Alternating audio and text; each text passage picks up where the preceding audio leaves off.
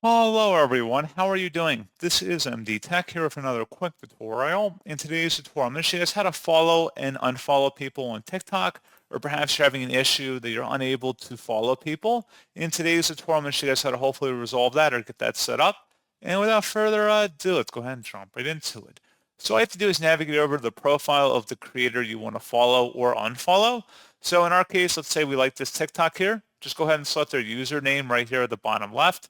And then there should be a follow button. Go ahead and select the follow button. And then at this point, go ahead and close out of here. You're following them. And that's all you have to do. So pretty straightforward process, guys. And as always, thank you for watching. I do hope I was able to help you out. And I do look forward to catching you all in the next tutorial. Goodbye.